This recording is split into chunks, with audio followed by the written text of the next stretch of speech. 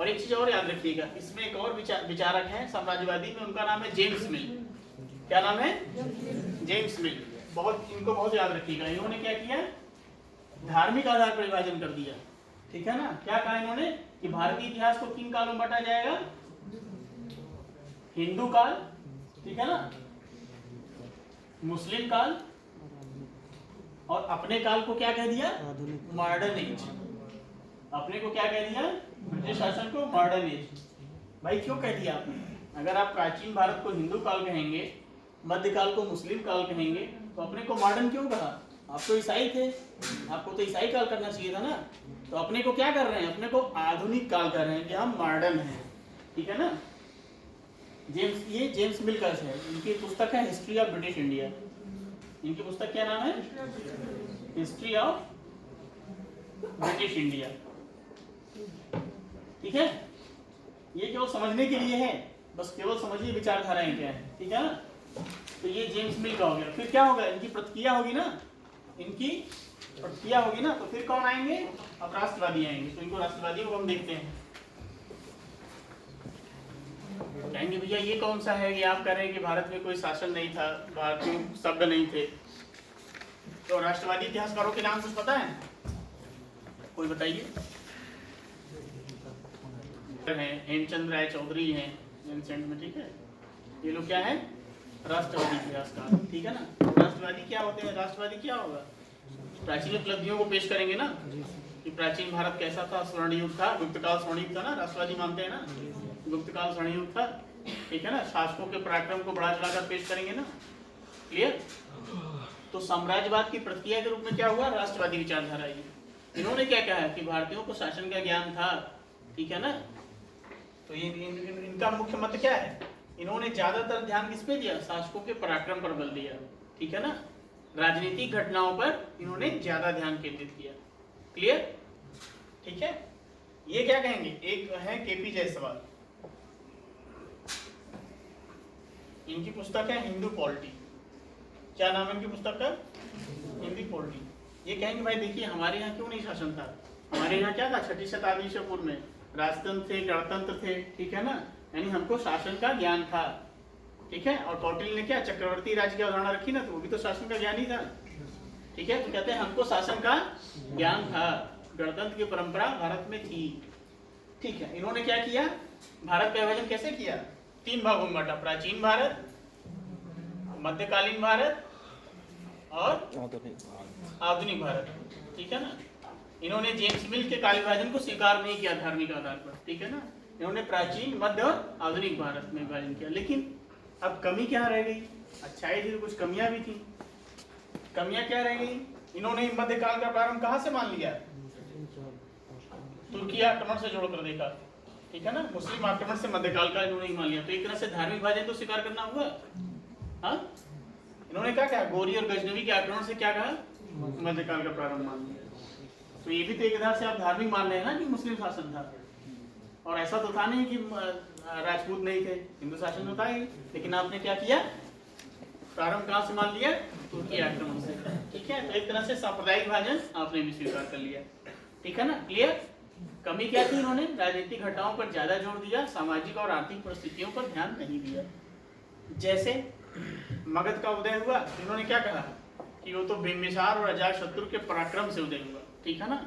लेकिन इन्होंने भौगोलिक परिस्थितियों पर ध्यान नहीं दिया कि मगध चारों ओर से नदियों से घिरा हुआ था, गंगा, सोन, पुनपुन, टोस। ठीक है? नदियों से घिरा हुआ था, चारों ओर से जंगलों से घिरा हुआ था। ठीक है? लोहे की खानें थी, हाथियों की अधिकता थी।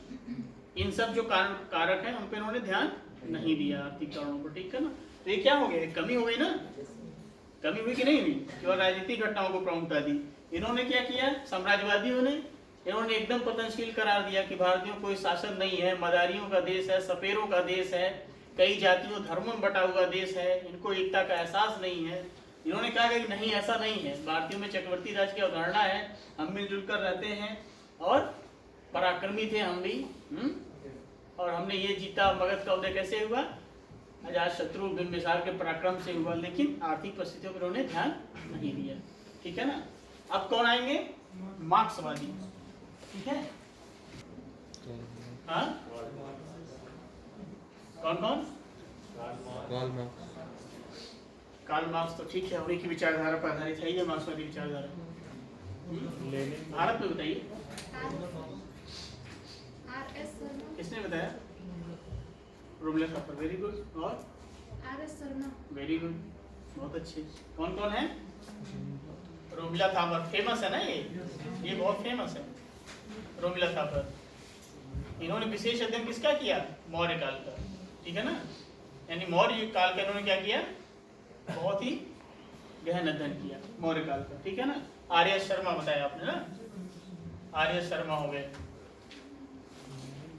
और कौन हो गए? DN झा हो गए एंसेंट में, ठीक है ना। बिपिन चंद्रा भी क्या है आधुनिक में? वो भी क्या है? मार्क्सवादी ही है, ठीक है ना।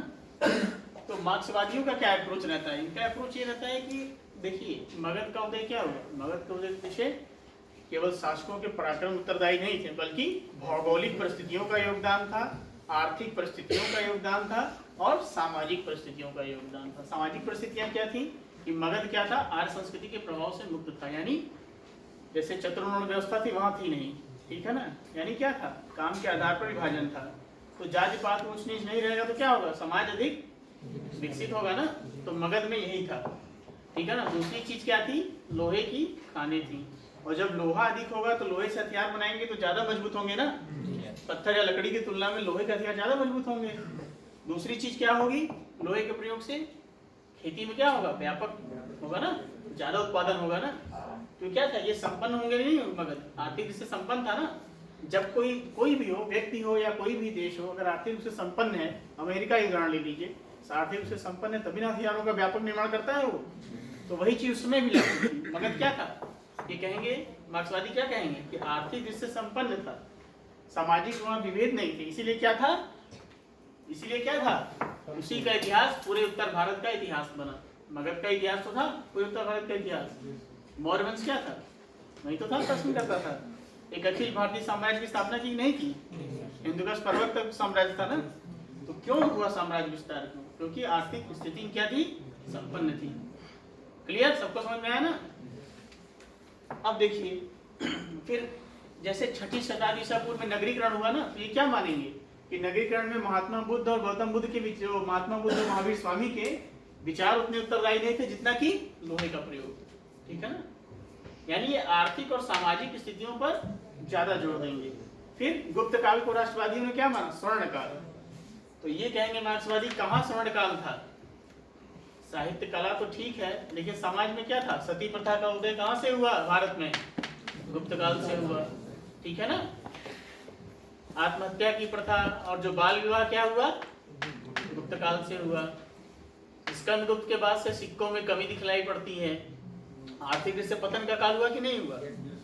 भले ही प्रारंभिक गुप्त काल में ज्यादा सिक्के मिले, लेकिन बाद में क्या हुआ? मिलावटी सिक्के मिले, सिक्कों में कमी दिखलाई पड़ती है। तो क्या कहेंगे? पतन का काल ना। तो ये कहते हैं भाई कहाँ से स्वर्ण काल हुआ? ये प्रश्न खड़ा करेंगे ना राष्ट्रवादियों पर। लेकिन इनके भी कमी है कि एक कोई काल विभाजन ये भी नहीं ला सके, ठीक है ना। कोई एक व्यवस्थित काल विभाजन जैसे प्राचीन, मध्य और आधुनिक का ये भी नहीं ला सके। और दूसरी कमी क्या है इनकी? कि सांस्कृतिक पहलुओं की उपेक्षा करते हैं। साहित्य, दर्शन, कला, धर्म, इन सब की क्या करेंगे? उपेक्षा करेंगे, ठीक है ना। क्लियर? तीनों विजन क्लियर ना। अब आप देखिए इसका यूज कैसे करना है। जैसे मान लीजिए आपसे पूछ ले मौर्य साम्राज्य के पतन के कारण बताइए। अगर आप हिस्ट्री ऑप्शनल आपसे या जीएस में ही पूछ सकता है, जीएस तो मेंस में ही आ रहा है।